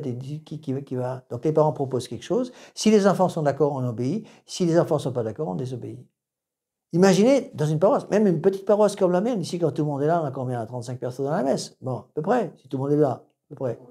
35, je pense. Imaginez que chacun, j'ai plus d'autorité, et que chacun dit, ben voilà, on va voter. Bon, alors est-ce que vous êtes d'accord pour mettre la messe du 15 août à 10h au lieu de 11h? Est-ce que, ah ben non, moi je suis pas d'accord, vous comprenez, je vais dormir tard ce jour-là ou je sais pas trop quoi. On ne peut plus rien faire, parce qu'il n'y a plus d'autorité. Le principe d'autorité disparaît. À ce moment-là, c'est la fin de la paroisse. Et donc, qu'est-ce que peut faire le démon pour essayer de faire disparaître une paroisse comme ça, qui est une toute petite paroisse? Aux humains, c'est rien du tout. Mais il y a du travail qui se fait avec la grâce du bon Dieu. Bon, notamment grâce au site. Guillaume m'a quelque chose, Guillaume. Bon, notamment grâce au site, il y a du travail qui se fait. Mais il y a du travail qui se fait dans la mesure où il y a un principe d'autorité. Supprimer le principe d'autorité, si le démon arrive à mettre dans l'esprit des fidèles qu'il faut supprimer le principe d'autorité, on va faire maintenant des réunions de délégués syndicaux. Donc on va faire des délégués syndicaux élus par les paroissiens de l'abbé Laffitte pour pouvoir contrecarrer l'autorité de l'abbé Laffitte. On ferme la paroisse, c'est fini, c'est terminé, plus rien à faire. C'est plus rien à faire, la chapelle s'écroule, et c'est exactement ce qui se passe dans l'église d'aujourd'hui. Les évêques ne peuvent plus rien faire. Un évêque qui essaie de faire quelque chose, aux États-Unis, il y a quelques évêques, pas beaucoup, il y a quelques-uns, 5 ou 6 peut-être même une dizaine, d'évêques qui ont encore un peu un sens de l'autorité, qui veulent essayer de sauvegarder certaines choses, même pour des intérêts purement mercantiles d'ailleurs. Hein. Il ne peut plus rien faire parce qu'il se retrouve contre l'autorité de la conférence épiscopale. Bon, on m'a envoyé un texte ahurissant d'un de ces évêques, justement, qui n'était pas traditionnel du tout, il est un peu conservateur vaguement. Et entre autres, il avait autorisé dans son diocèse la messe traditionnelle avec la fraternité Saint-Pierre, la fraternité Saint-Pierre, c'est la fraternité Saint-Pierre. Et donc, il y avait des paroisses, c'était autour de Chicago, des paroisses florissantes de fraternité Saint-Pierre, avec beaucoup de monde, beaucoup de jeunes, des familles nombreuses, qui suivaient la fraternité Saint-Pierre. À ce moment-là, l'ordre arrive de Rome, fermer tout ça, parce que ça, c'est pas Vatican II, on ne veut plus de la messe traditionnelle, il faut fermer tout ça. Les évêques ont dit, l'évêque a écrit à Rome en disant, vous me demandez de fermer la seule paroisse que j'ai, où il y a des jeunes familles, où il y a des familles nombreuses, où il n'y a pas le foutoir dans la paroisse, et où il y a des quêtes. Très important pour eux. Eh bien, Rome insiste pour que ces trucs soient, ces groupes soient fermés, parce que justement, ils ne veulent plus de différence. Parce que s'il y a encore la fraternité Saint-Pierre, qui est pourtant complètement en union avec Rome, en union avec la liberté, l'égalité, la fraternité, l'écuménisme, la collégialité, tout ça. Mais s'il y a ça encore, ça donne des idées aux jeunes prêtres. Attention, on peut encore dire la messe traditionnelle. Et ça, ils ne veulent pas. Surtout plus possibilité de dire la messe traditionnelle, parce qu'il y a des évêques modernistes qui ont prévenu François à Rome, attention, des jeunes prêtres, qu'on vient d'ordonner prêtres, sont tentés maintenant de dire la messe traditionnelle. Vous voyez, certains curés sont tentés de remettre un peu d'ordre dans leur paroisse en suivant les principes traditionnels de l'Église. Et ça, François n'en veut surtout pas. Parce qu'il veut la destruction des principes d'autorité. Et c'est ce qui va arriver avec le Concile Vatican III. En fait, c'est ça qui se prépare avec le synode. Maintenant, de plus en plus, c'est l'autorité. Surtout, les pires des pires, ce n'est pas les prêtres, c'est les bonnes sœurs. Les bonnes sœurs recyclées. Et nous, on le disait un petit peu sous forme un peu humoristique, on disait la femme c'est la complication de l'homme et la bonne sœur c'est la complication de la femme. Bon, mais c'est un peu vrai. Les bonnes sœurs modernistes, c'est les pires de toutes. Elles ne peuvent pas supporter le principe d'une autorité et surtout elles sont toutes féministes. Elles sont toutes féministes, c'est-à-dire elles ont un mépris souverain du paternalisme, du principe d'autorité, des hommes en général, et elles veulent absolument l'autorité des femmes dans l'Église. Vous voyez ? Vous voyez un peu la pagaille qui est en train de se préparer avec ce Concile Vatican III, avec ce synode, parce que immédiatement c'est la destruction du principe d'autorité, donc il n'y a plus rien pour fédérer ces gens entre eux. Chacun va partir de son côté, c'est la destruction complète de l'Église. Et c'est très intéressant de voir, comme par hasard, qu'est-ce qu'il demande. Il ne demande pas n'importe quoi. Tout de suite, il demande dépénalisation de l'avortement, dépénalisation de l'homosexualité, possibilité pour les femmes de devenir prêtres. Si les femmes peuvent devenir prêtres, ça veut dire possibilité pour les femmes de devenir évêques, évidemment. Si, ben oui. Si on autorise les femmes à devenir évêques, pourquoi pas un jour qu'on ait une autorité supérieure et qu'une femme devienne pape. On peut aller jusqu'où comme ça. Ce que je veux dire, c'est que c'est peut-être pas sûr qu'ils en soient encore. Non, mais les principes sont déjà là. Oui, les principes, oui. Les principes sont là. Vous voyez, ça ne veut pas dire que, par exemple, dépénalisation de l'avortement, ils vont avoir du mal. Parce qu'il y a quand même dans l'Église moderne, un certain nombre de gens qui ont encore un minimum de bon sens. Bon, un autre truc qui ne passe pas du tout, par exemple, c'est la dépénalisation de l'homosexualité. Ça, c'est un truc qui ne passe pas du tout dans les milieux, je dirais pas traditionnalistes, évidemment, ça ne passe pas du tout, mais dans les milieux conservateurs, ça ne passe pas. La dépénalisation de l'homosexualité. Bon. Et là, encore une fois, François sait très bien ce qu'il fait. C'est pour ça que François a fait exprès de nommer comme futurs cardinaux beaucoup d'évêques qui sont publiquement en faveur de l'homosexualité, qui sont pour le soutien des LGBT. Parce que c'est la destruction de la loi naturelle.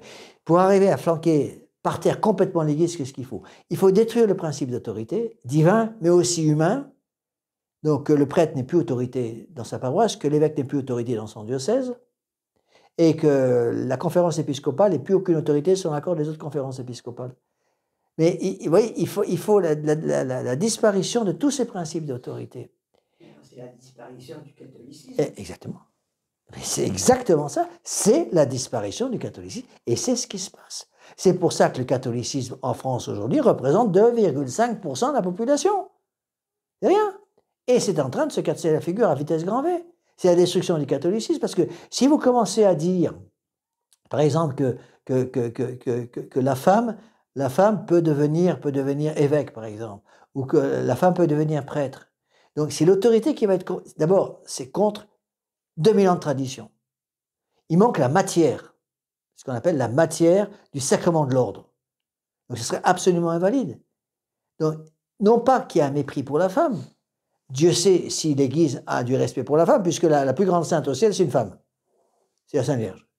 Le Moyen-Âge chrétien, c'est le rôle, la beauté du Moyen-Âge tient surtout sur la dévotion à la Sainte Vierge Marie. Hein.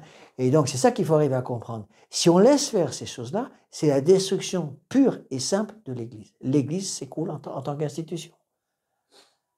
Alors, le problème, c'est que comme c'est le nombre qui fait tout, et maintenant, tout passe par les votes. Et vous demandez à une bande de bandits, est-ce que vous êtes pour les prisons ou contre les prisons? Ben, tous les bandits vont dire on est contre les prisons, évidemment, parce qu'ils savent s'il y a des prisons, ils vont y aller. Bon. Vous demandez aux jeunes modernes, est-ce que vous êtes pour l'indissolubilité du mariage chrétien ou contre l'indissolubilité du mariage chrétien? Ils sont tous pour. Ils sont tous contre l'indissolubilité du mariage chrétien, parce qu'ils sont tous mariés n'importe comment, la plupart d'entre eux au moins, et du coup, ils ne veulent surtout pas être liés par un mariage indéfectible. Et tout est comme ça. Vous voyez, et c'est la destruction du principe d'autorité. C'est comme si vous alliez demander aux enfants d'une famille, est-ce que vous voulez l'autorité de vos parents ou non? Moi, quand j'étais en école, on était déjà obligé de placer dans les écoles, dans un lieu public, à côté de la porte, de la direction de l'école, une affiche visible par tous les élèves, et c'était il y a 40 ans, hein, une affiche visible par tous les élèves en disant, si vous avez des violences de la part d'un professeur contre vous, appelez tel numéro. On poussait les enfants à appeler au numéro. On a eu des parents d'élèves où il y avait des affiches aussi qui disaient « Si dans votre famille, vous êtes soumis à des violences de la part de votre père, par exemple, si papa vous a donné une fessée, ben oui, violence. Si votre papa vous a donné une fessée, voilà le numéro de téléphone que vous devez appeler. » Et il y a eu des enfants qui ont appelé ces numéros, qui se sont retrouvés dans une situation impossible, parce qu'ils ont reçu une fessée, ils étaient vexés, ils étaient énervés contre leur père, ils ont appelé le numéro. Après, les parents ont commencé à avoir les services sociaux sur le dos. Services sociaux sur le dos, et dans ces cas-là, c'est vite fait avec le gouvernement qu'on a en France, les services sociaux retirent les enfants aux parents et les placent en général dans les familles musulmanes, pour être sûr que l'enfant perd complètement la foi. Et du coup, c'est les enfants qui se rendent compte à ce moment-là qu'ils ont fait une énorme bêtise de prévenir les services sociaux et qui pleurent pour essayer de revenir dans leur famille, parce qu'ils veulent revoir papa et maman. Vous voyez? Et on a eu, heureusement, il y a des parents qui ont un petit peu compris ces choses-là. Moi, j'ai eu des cas. Les parents se doutaient que ça allait arriver. Ils ont réuni tous les enfants, c'est une famille nombreuse, ils ont réuni tous les enfants en disant, voilà, si la police vient et vous arrache à la famille, vous pleurez tout le temps, vous ne mangez plus rien. Vous pleurez toute la journée et vous ne mangez plus rien. Et c'est ce qui s'est passé. Les services sociaux sont arrivés pour retirer tous les enfants. Les enfants sont allés dans les services sociaux. Les enfants sont tous bien pleurés, ont refusé de manger. Au bout de 2 jours, ils étaient tous revenus à la maison. Parce que les services sociaux ont une frousse bleue d'avoir des gros problèmes, une grosse maladie, voire la mort d'un enfant, et que ça leur retombe sur le dos. Ils ont ramené toute la famille, ils ont fichu la paix à la famille. Et ça, à mon avis, c'est ce qu'il faut faire. Préparer les enfants pour protéger les familles. Oui. Et c'est tout comme ça. Je vous ai déjà donné l'exemple, je crois que j'ai déjà donné, je ne sais pas si j'ai donné un secours, d'un curé belge que je connaissais quand j'étais à Lille, dans la fraternité Saint-Pédis, et qui était tellement écœuré par tout ce qu'on lui a imposé, que parfois le dimanche soir, il nous téléphonait à 18h, 19h, complètement découragé. « Monsieur l'abbé, est-ce que je peux venir manger chez vous ce soir ?» Je lui ai dit « bien sûr, venez. » Puis il venait manger avec nous. Puis il pleurait sur les épaules, le pauvre vieux, il était complètement désemparé. Une fois, il arrive, il était blanc comme un linge. Mais qu'est-ce qui vous arrive? Il dit, monsieur l'abbé, là, c'est la totale, on ne peut pas aller plus loin. Il dit, monsieur l'abbé, ce matin, la messe, c'est lui qui m'a dit, hein, à nous, je n'étais pas seul, on était plusieurs prêtres. Ce matin, la messe, j'ai voulu monter en chair pour donner le sermon après l'évangile. Il y a une bonne femme dans la congrégation qui a dit, aujourd'hui, c'est moi qui donne le sermon. C'est elle qui est montée en chair, monsieur l'abbé, et c'est elle qui a prêché, qui a donné le sermon. Alors après, j'ai téléphoné à l'évêque pour me plaindre, et l'évêque m'a dit, oui, maintenant c'est ce qui se fait, il faut donner la parole aux laïcs. Qu'est-ce que vous voulez? Vous voyez un peu le bazar. Et ce qu'il faut comprendre, c'est que ça, c'est voulu. Il ne faut pas croire que c'est des simples erreurs. C'est voulu parce que les ennemis de la foi ont compris que le principe d'autorité est un principe qui maintient la société en cohésion. Vous supprimez le principe d'autorité, vous supprimez la cohésion sociétale. Et donc toute la société s'écroule. Et c'est ce qu'ils font avec les familles maintenant. C'est pour ça qu'il faut, avec les familles, ça devient impossible. On a encore des tas de cas. Ça commence en Australie, pas en Australie, au Canada, ça commence en Californie, ça arrive en France, où des enfants qui veulent changer de sexe à 10 ans se retrouve évidemment avec l'interdiction des parents qui s'en mêlent en disant ça va pas, non. Les enfants téléphonent, ont un numéro de téléphone auquel ils peuvent téléphoner, qu'ils peuvent joindre, pour porter plainte contre leurs parents. Je veux devenir une fille, mais mon papa me dit que je suis un garçon, donc je dois avoir un nom de garçon, m'habiller comme garçon. Je veux m'habiller comme une fille, je veux qu'on respecte mon désir de devenir une fille. La police vient, prend l'enfant, le sort de la famille, met le père en prison. Les pères sont en prison, maintenant ça commence au Canada. Les pères de famille qui sont en prison parce qu'ils ont refusé de dire à leur enfant de 10 ans, maintenant tu peux devenir une petite fille et prendre un prénom féminin et t'habiller comme une fille, et l'autorité est complètement détruite. Et c'est la fin de la famille. Et ça passait. En général, ça vient de Californie. Ça vient de Californie, qui est encore plus libéral que le gouvernement de Trudeau au Canada. Donc ça vient de Californie. Là, ils ont des. C'est là où il y a toutes les universités américaines extrêmement libérales, la woke culture. Je me rappelle le petit bouquin que vous avez lu sur la woke culture. Toute cette woke culture, c'est une contre-culture en fait. La culture de l'éveil, ça vient des universités américaines, de Californie, qui ensuite font passer, parce que la Californie, c'est tout proche avec l'Oregon, c'est tout proche du Canada. Ça passe ensuite au Canada. Après, ça passe dans tous les États-Unis. Ça traverse l'océan Atlantique, ça passe dans les constitutions européennes, et après c'est imposé dans tous les pays européens. Et les seuls qui réagissent, c'est la Hongrie, par exemple, qui refuse ces machins-là, qui vont se faire vider de l'Europe à cause de ça, ce serait tout à leur honneur. Et c'est, par exemple, Poutine, bien qu'il ne soit pas un saint, loin de là, Poutine qui refuse en Russie. Mais sinon, en France, c'est pareil, c'est avec la destruction complète de la famille. Et l'Église, c'est ça le drame, c'est avant l'autorité, qui était la colonne vertébrale, qui permettait à la société de s'en sortir quand même, c'était l'Église.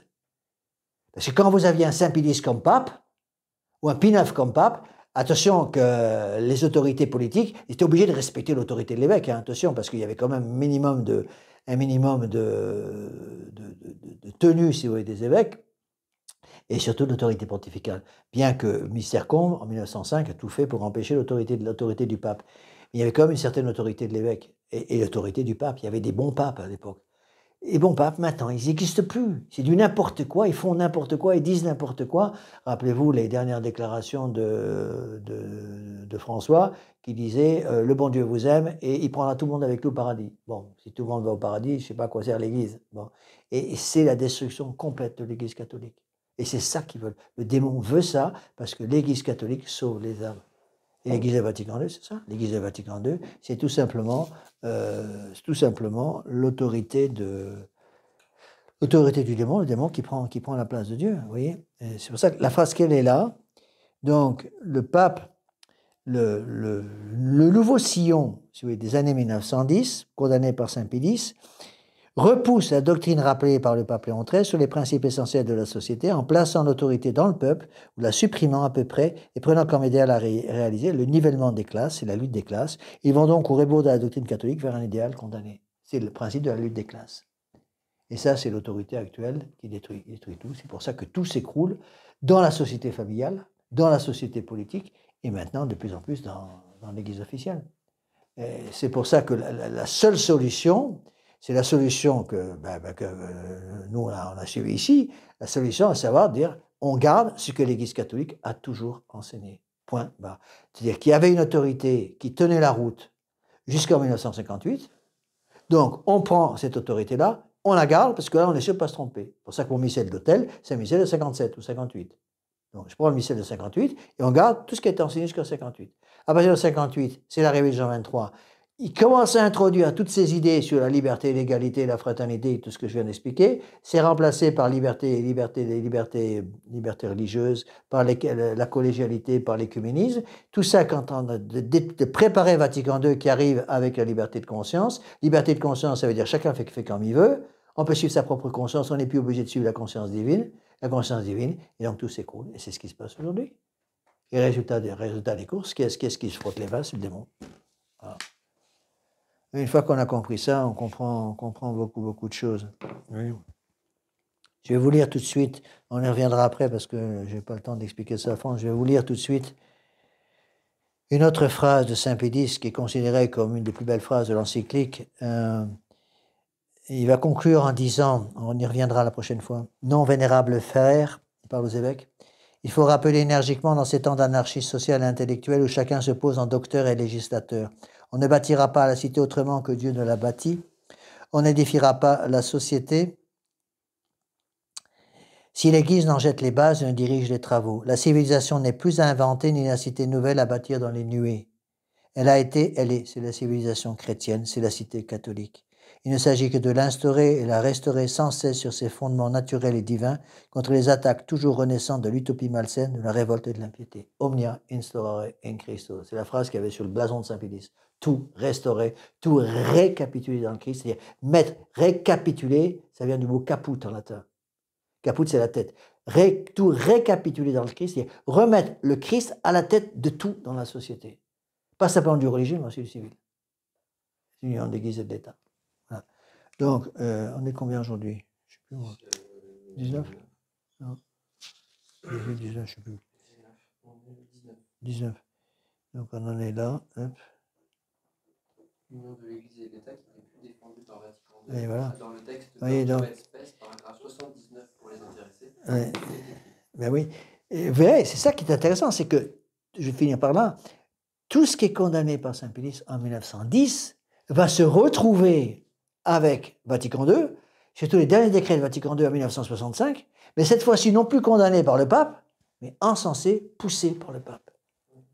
Et c'est Jean XXIII qui meurt, c'est Paul VI qui continue, et qui dit, nous, plus que tout d'autres, nous avons le culte de l'homme. Et l'homme devient le centre de tout. Et c'est, ouvrez les yeux, c'est ce qui se passe actuellement. Voilà, on va terminer avec une prière. Au nom du Père et du Fils et du Saint-Esprit, ainsi soit-il. Je vous salue Marie, pleine de grâce, le Seigneur est avec vous. Vous êtes bénie entre toutes les femmes, et Jésus, le fruit de vos entrailles, est béni. Sainte Marie, Mère de Dieu, priez pour nos pauvres pécheurs, maintenant et à l'heure de notre mort, ainsi soit-il. Nos saints anges gardiens, Veillez sur nous. Saint Pédis, Priez pour nous. Saint Joseph, Priez pour nous. Saint Thomas d'Aquin, Priez au pour nom nous. du Père et du Fils et du Saint-Esprit, ainsi soit-il. Vous pouvez arrêter là.